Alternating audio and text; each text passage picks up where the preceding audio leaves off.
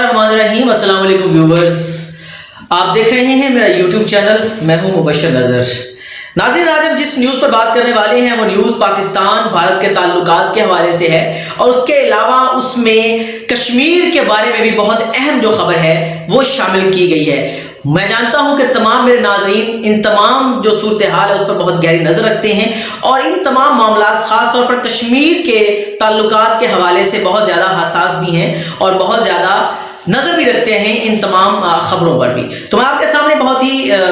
खबरें अहम जो है वो इस आज की जो है आपके सामने पेश करने जा रहा हूं, जिसमें भारत के सबसे बड़े अखबार दी प्रिंट ने ये दावा किया, उसने ये खबर शाये की है। उसके अलावा भारत का एक और बहुत बड़ा अखबार है जिसका नाम है द इंडिपेंडेंट उर्दू, ये बरतानिया से शाये किया जाता है और इस अखबार ने भी ये दावा किया है कि पाकिस्तान के वजीर आजम इमरान खान के नेशनल सिक्योरिटी एडवाइजर जो हैं मोईद यूसुफ, उनके दरमियान और मोदी के जो नेशनल सिक्योरिटी एडवाइजर हैं अजीत दोवल, इन दोनों के दरमियान में मुज़ाकरात की पूरी एक सीरीज हुई है। उसकी सीरीज में बहुत सारी इनसे बातें जो है चलती रही, बातचीत होती रही है इनमें। उन तमाम जो सीरीज जो थी मुज़ाकरात की उसको खुफिया रखा गया था। उसके नतीजे में DGMOs के सतह के उनके अंदर अंडरस्टैंडिंग हुई है, डायरेक्टर जनरल मिलिट्री ऑपरेशंस, इस लेवल की इसके अंदर अंडरस्टैंडिंग हुई है, जिसके अंदर 3 बातों पर इत्तफाक किया गया है। जिसमें सबसे पहली बात है कि जो LOC पर सीज फायर वायलेशन होती है उसके लिए सीज फायर मैकेनिज्म पूरा जो है वो तरतीब दिया जाएगा। उसके अलावा सार्क की जो पाकिस्तान के अंदर पिछली बार मीटिंग होने वाली थी और इंडिया ने उसकी मुखालफत की थी और उसको मुलतवी भी करवा दिया था, उसके ऊपर बहुत अहम पेशरफ्त हुई है। उसके बाद जो सफारती ताल्लुकात तकरीबन अब से 2 साल पहले जो सफारती ताल्लुकात भारत और पाकिस्तान के मुनक़ता हुए थे उनको दोबारा से शुरू करने का अंदिया भी दिया गया है। अब इनकी तफसील आपके सामने रखते हैं, लेकिन उससे पहले अगर आपने मेरे चैनल को सब्सक्राइब नहीं किया तो बराए मेहरबानी मेरे चैनल को सब्सक्राइब करें और उसके बिल्कुल साथ में मौजूद बेल आइकन को लाजमी प्रेस करें ताकि मेरे आने वाले जो नई वीडियोस हैं उनका नोटिफिकेशन आपको मिल जाए और आप उस प्रोग्राम को लाइक भी करें और दोस्तों के साथ इसको शेयर भी करें, क्योंकि आपका शेयर और आपका सब्सक्रिप्शन मेरे लिए बहुत इंपॉर्टेंट है। तो बात कर रहे थे, सबसे पहले सीज फायर की बात करते हैं। तो सीज फायर जो है ये सबसे पहले जो बात करते हैं इसकी कि ये तकरीबन इसके ऊपर मैकेनिज्म बनाया गया था मुशर्रफ दौर के अंदर 2003 में और 2013 तक ये सीज फायर वायलेशन का मैकेनिज्म जो है वो फंक्शनल रहा है। तकरीबन 10 साल तक इसके ऊपर कोई भी सीज फायर की वायलेशन नहीं की गई, लेकिन 2013 के बाद इसकी बाकायदा खिलाफ वर्जियाँ शुरू हो गई और दोनों अतराफ से भारत की तरफ से शेलिंग की जाती है और उसके जवाब में फिर पाकिस्तानी आर्मी भी रिटेलिएट करती है, उससे बहुत ज़्यादा जानी और माली नुकसान भी होता है। तो इस पर इत्तफाक किया गया है कि दोनों तरफ से कोई भी कॉन्फ्लिक्ट अगर होता है, कोई भी ऐसी मिस एडवेंचर अगर दोनों तरफ से होता है तो उसको मिल बैठ के टेबल के ऊपर हल किया जाएगा। उसके बहुत सारे तरीक़ेकार हैं। फ्लैग मीटिंग हो सकती है, मकामी लेवल पर जो कमांडिंग ऑफिसर्स हैं उनकी फ्लैग मीटिंग अरेंज की जा सकती है, या हॉटलाइन के ऊपर भी ये जो है कॉन्फ्लिक्ट को हल किया जा सकता है, इसके मुज़ाकरात को आगे बढ़ाया जा सकता है। तो ये भी इब्तदाई जो रिपोर्ट है जो नेशनल सिक्योरिटी एडवाइजर्स हैं उनके दरमियान जो मीटिंग्स हुई हैं ये उसमें प्रपोजल रखा गया है। इसके ऊपर अभी मुकम्मल तौर पर कोई लाहे अमल बनाया जा रहा है, लेकिन इसके ऊपर कोई इत्तफाक अभी मुकम्मल तौर पर नहीं हो पाया है। उसके बाद बात करते हैं सार्क ममालिक के हवाले से। तो सबसे पहले मैं आपको सार्क की थोड़ी सी जो है वो हिस्ट्री बताना चाहूँ कि सार्क की जो तंजीम है वो 1985 के अंदर इसका आगाज हुआ था। इसकी पहली जो मीटिंग थी वो ढाका के अंदर हुई थी और इसके अंदर 8 ममालिक शामिल हैं और ये जो तंजीम है सार्क ममालिक की तंजीम, ये 2 अरब लोगों की नुमाइंदा तंजीम है। इसके अंदर कौन कौन से ममालिक शामिल हैं? उसमें पाकिस्तान है, भारत है, बांग्लादेश है, नेपाल है, भूटान है, श्रीलंका है, अफगानिस्तान है और मालदीव। ये 8 ममालिक शामिल हैं और इन 8 ममालिक को मिला के जो ये एशिया के ममालिक बनते हैं, जनूबी एशिया के जो ममालिक बनते हैं, इनकी कुल आबादी 2 अरब है। तो इस तरीके से सार्क ममालिक 2 अरब लोगों को रिप्रेजेंट करती है। तो हुआ क्या था, पिछली बार लास्ट टाइम पाकिस्तान इस्लामाबाद में जो मीटिंग होने जा रही थी सार्क ममालिक की, तो उसी दौरान उससे कुछ अरसा पहले भारत के अंदर भारतीय आर्मी कॉन्वॉय के ऊपर हमला हुआ। उसमें 19 भारतीय फौजी जो है वो जा बहक हो गए और भारत ने इसके ऊपर बहुत वावेला किया, कहा कि हमारी तारीख में इतना बड़ा हमला आज तक नहीं हुआ। तो उसको जो है वो एक इशू बनाकर पाकिस्तान के अंदर जो सार्क ममालिक की तंजीम उसकी जो इजलास होने जा रहा था उसको मुलतवी करवा दिया गया। तो अब भारत ने यह दिया है کہ اگر ہم سیز فائر اور یہ جو ان کے اندر انڈرسٹینڈنگ ہوئی ہے، اس انڈرسٹینڈنگ میں کہ اب جو پاکستان کے اندر چند ماہ کے بعد سارک ممالک کی ایک اور میٹنگ ہونے جا رہی ہے، یہ 19واں اجلاس ہے سارک ممالک کا، تو اس کی جو مخالفت کرتا ہے بھارت، اب اس کی مخالفت بند کر دے گا اور پاکستان کے اندر یہ اجلاس منعقد ہونے دے گا، اور یہ بھی امید موجود ہے کہ اس اجلاس میں بھارتی وزیر اعظم نریندر مودی بھی شرکت کریں گے۔ تو اب یہ حالات کی طرف، بہتری کی طرف جو ہم جا رہے ہیں، اس میں یہ عندیہ جو ہے وہ آ رہا ہے۔ اس کے پازیٹیو جو ہے وہ امپیکٹ بھی ہے، اس کے نیگیٹو امپیکٹ بھی ہے، اس کو آگے چل کے ہم ڈسکس کرتے ہیں۔ اس کے بعد بات کرتے ہیں سفارتی تعلقات کی۔ تو یہ جب سے بھارت نے 5 اگست 2019 کو جو آرٹیکل 370 تھا، اس میں مقبوضہ کشمیر کی جو خصوصی حیثیت تھی اس کو ختم کر دیا گیا تھا۔ اس کے نتیجے میں جو پاکستانی وزیر اعظم عمران خان تھے، انہوں نے سفارتی تعلقات کو ڈاؤن گریڈ کر دیا تھا۔ پاکستانی ہائی کمشنر جو تھے ان کو واپس بلا لیا گیا تھا، جن میں پاکستان کی طرف سے معین الحق تھے ہائی کمشنر، جن کو بھارت جانا تھا لیکن وہ چائنا چلے گئے۔ اس کے بعد جو بھارتی ہائی کمشنر تھے اجے بساریا ان کا نام ہے، ان کو پاکستان آنا تھا لیکن وہ کینیڈا چلے گئے۔ تو یہ تعلقات جو تھے یہ بالکل ہی منقطع کر دیے گئے تھے، کیونکہ اس کے پیچھے ریزن یہ تھی کہ بھارت، ہمارا یہ اہم پوائنٹ تھا کہ بھارت نے مقبوضہ کشمیر کی خصوصی حیثیت ختم کی ہے، آرٹیکل 370 کو ختم کیا ہے، اس کے بعد دہشت گردی پاکستان کے اندر کروا رہا ہے، اور جو کشمیر کے اندر مزید جو مظالم ہیں، ان مظالم کی وجہ سے پاکستان نے کہا کہ ہم آپ سے کوئی سفارتی تعلقات نہیں رکھیں گے، ہم آپ سے سفارتی تعلقات کو منقطع کرتے ہیں۔ تو اس لیے یہ تعلقات جو تھے منقطع کر دیے گئے۔ اب ان کو بحال کر دیا گیا ہے، بڑا اہم پوائنٹ ہے، ان کو بحال کیا گیا۔ ہم نے منقطع کیے تھے آرٹیکل 370 کی وجہ سے،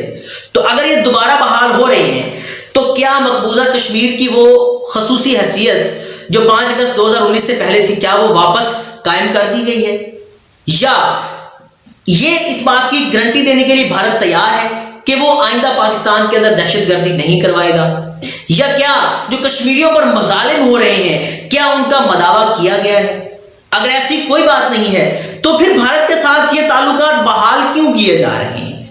اس کے پیچھے کوئی نہ کوئی لاہ عمل تو بنایا گیا ہوگا۔ کشمیر کے مسائل کے لیے، جو کشمیر کی عوام ہے ان کے مسائل کے حل کے لیے، ان کو حق کے رائے دہی دلوانے کے لیے کوئی نہ کوئی لاہ عمل ضرور بنایا گیا تھا، جیسا کہ لاہ عمل مشرف دور میں بھی بنایا گیا تھا، بہت اچھا لاہ عمل تھا، اس پر بھی عمل کیا جا سکتا ہے۔ اب دیکھتے ہیں اس چار نکاتی ایک لاہ عمل تھا جو مشرف نے منموہن سنگھ کے ساتھ مل کے جو ہے وہ پیش کیا تھا۔ اس کے 4 پوائنٹ سے سب سے پہلا پوائنٹ تھا ڈی ملٹرائزیشن کا، کہ اس کو فیز وائز مرحلہ کر کے پاکستان بھی آزاد کشمیر سے اپنی افواج کو واپس کرے گا، بیک کرے گا۔ پاکستان کے جو آزاد کشمیر ہے، جو پاکستان کے پاس ہے کشمیر، اس کے اندر تو ایسا کوئی نہ لا اینڈ آرڈر کی کوئی پرابلم ہے، نہ کوئی اور مسئلہ ہے، نہ اس کے اندر کوئی احتجاج چل رہا ہے، کچھ بھی نہیں ہے۔ لیکن پھر بھی یہ اس وقت جو ہے وہ تجویز پیش کی گئی تھی کہ دونوں ممالک کشمیر کی باؤنڈری سے، کشمیر سے اپنی فوجوں کو ڈی ملٹرائز کریں گے، مرحلہ وائز جو ہے ان کو واپس لے کے جائیں گے، ان کو وہاں سے ان کو ایویکویٹ کریں گے۔ یہ ایک جو ہے وہ رائے پیش کی گئی تھی جو مشرف کے 4 نکات تھے، ان میں مشرف اور منموہن سنگھ کے مشترکہ جو انہوں نے نکات پیش کیے تھے، اس کی بات مشترکہ کو لاہ عمل بنایا تھا۔ اس کے بعد دوسرا پوائنٹ تھا کہ وہ نو چینج ان باؤنڈری پہ تھا، کہ کشمیر کی جو باؤنڈریز ہیں ان کو چینج نہیں کیا جائے گا، جن میں پاکستان کے پاس جو ہے وہ گلگت بلتستان اور مظفر آباد کا علاقہ جو ہے پاکستان کے زیر انتظام جو آتا ہے، اس کے بعد جو بھارت کے زیر انتظام آتا ہے اس میں جموں کشمیر ہے، جموں اور کشمیر کا جو علاقہ ہے، اور سری نگر جو ہے وہ اس میں آتا ہے، اور اس میں اقصائے چین کا کچھ علاقہ جو لداخ ہے وہ بھی اس میں شامل ہوتا ہے۔ لیکن اب تو چائنا نے اس کے اوپر جو تقریباً اپنا حق جو ہے وہ منوا لیا ہے بھارت سے،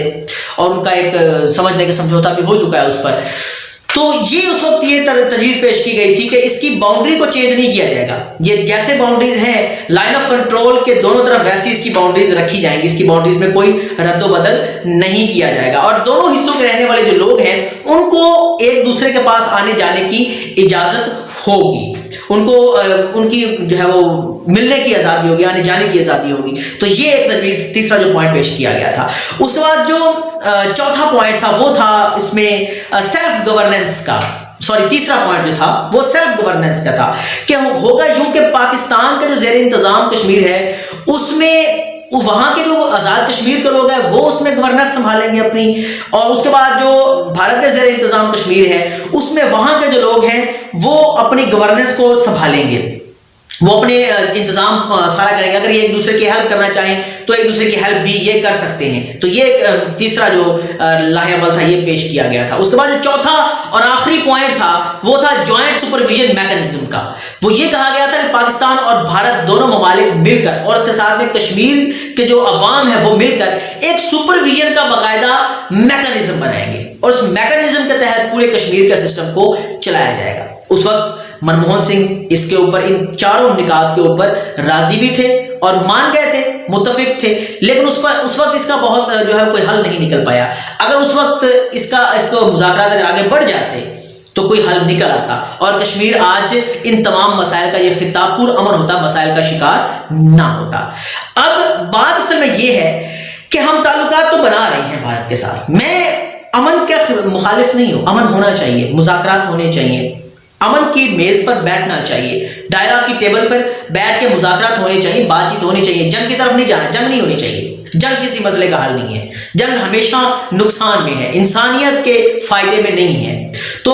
جنگ کے ہم مخالف ہیں۔ لیکن ہم نے جس کے لیے احتجاج کیا تھا، احتجاجاً ہم نے بھارت کے ساتھ تعلقات، سفارتی تعلقات ختم کیے تھے، ہم نے سات ممالک کی جو اجلاس ہو اس کا ملتوی ہونا بھی، جو انہوں نے احتجاجاً اس کو ملتوی کروایا تھا وہ بھی ہم نے دیکھا تھا، تو اور سیز فائر کی وائلیشن بھی ہم نے برداشت کی ہے۔ اس کے بعد یہ سب کچھ اب بھی ویسا کا ویسا ہی ہے، لیکن پھر بھی ہمارے تعلقات اس کے ساتھ بننے جا رہے ہیں، ہمارے تعلقات ہمسایہ ملک کے ساتھ بہترین ہونے چاہیے، لیکن جس کارڈ پہ ہم نے گیم کھیلی تھی، جس پہ ہم نے احتجاج کیا تھا، وہ ہمارا مطالبہ پورا ہونا چاہیے تھا۔ تعلقات بنائیں لیکن اپنے مفادات اور اپنے مطالبات کو، ان کو نقصان میں جا کر نہیں۔ اگر میں ایک بات آپ کے سامنے کہنا چاہتا ہوں کہ اگر کوئی کشمیر کے اوپر خاص طور پر کوئی بھی سودے بازی کی گئی یا اس کے اوپر کوئی ایسا لاہے عمل لایا گیا جو کشمیری عوام کو قابل قبول نہ ہوا، تو عوام آواز اٹھائے گی، خاموش نہیں بیٹھے گی۔ انشاءاللہ دعا ہے۔ ابھی یہ جو معاملات ہیں یہ ابھی صرف ایک لاہے عمل کے طے ہونے کی مرحلے میں ہے، لیکن اس کے اوپر ابھی باقاعدہ طور پر کوئی عمل نہیں ہو پایا۔ سیز فائر ہو چکا ہے، اس کے اوپر کوئی اس کے میکانزم بنا دیا گیا ہے، اس کے اوپر کوئی وائلیشن اب نہیں ہو رہی ہے، باقی معاملات بھی آہستہ آہستہ ٹھیک ہو رہے ہیں، لیکن ہمارے جو کشمیر کے اوپر تحفظات ہیں یا کشمیر کے اوپر ہم جو اپنا حق جتاتے ہیں، ہم اس سے پیچھے نہیں ہٹیں گے۔ اگر اس کے اوپر کوئی بھی ایسا رد عمل دکھایا گیا کہ ہمیں اگر بیک فٹ پہ لگا کہ ہماری جو حکومت ہے یا ہمارے جو لوگ ہیں اس کے اوپر مذاکرات کرنے والے وہ بیک فٹ پہ آ گئے ہیں یا انہوں نے کشمیر پر سودے بازی کر لی ہے، تو عوام اس پر خاموش نہیں بیٹھے گی، آواز اٹھائے گی، کیونکہ یہ ہمارا جمہوری حق ہے۔ ہم نے اتنی بڑی اپنی آرمی، اتنا بڑا ایک پورا سسٹم کھڑا کر دیا ہے، ہم اتنے زیادہ بجٹ جو ہے وہ پرووائڈ کر رہے ہیں اپنے فورسز کو، کس لیے؟ ہم اپنی حفاظت کے لیے۔ کشمیر قائد اعظم نے کہا تھا کہ کشمیر پاکستان کی شاہراہ ہے، اگر ہم آج اپنی شاہراہ دشمن کے حوالے کر دیں گے تو پھر ہمارے اس تمام جو ہم نے مقام حاصل کیا ہے، اپنی افواج کے